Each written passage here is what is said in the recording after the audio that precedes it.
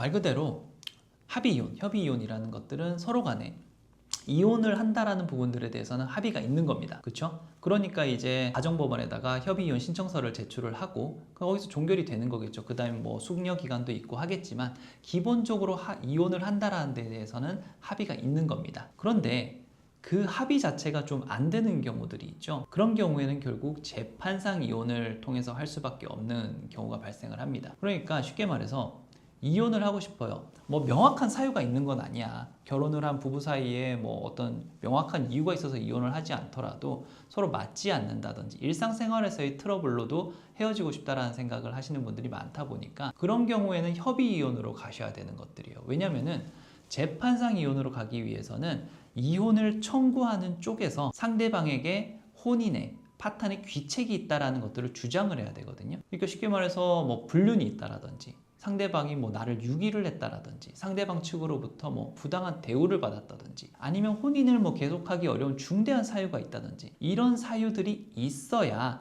재판상으로 이혼을 청구할 수 있는 거거든요. 그런데 그렇지 못하다면은 결국 이혼을 청구하더라도 저쪽에서 받아들이지 않는다면은 이혼이 안 되는 상황이 발생할 수밖에 없습니다. 이게 가장 핵심적인 문제들이고요. 최근이라고 하기는 뭐 작년이긴 한데 그 SK그룹에서 그게 나왔죠. 위자료가 어마어마했죠.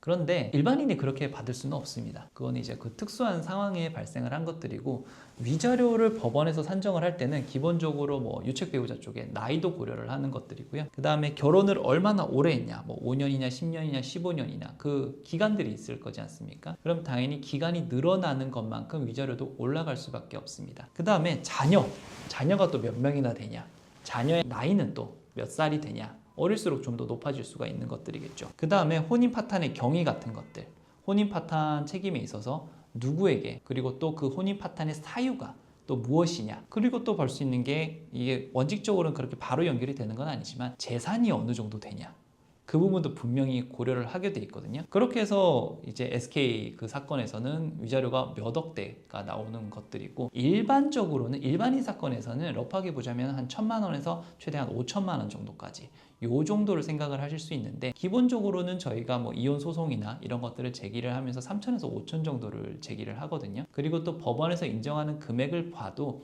불륜이나 이런 것들로 이혼을 하게 됐다라면 보통 한 3천선에서 왔다 갔다 하는 경우가 있고요. 그거보다 뭐 사유가 좀 떨어진다, 뭐 단순한 뭐 폭행이다 이런 것들 경우에는 그거보다 위자료가 떨어져서 한 2천까지 이렇게 나오는 경우들도 있고요. 그래서 각 사안마다 조금씩 다르기는 하지만 일반인 경우에는 뭐 한 최대로 받아도 한 5천 요 정도로 생각을 하시면 맞을 것 같습니다.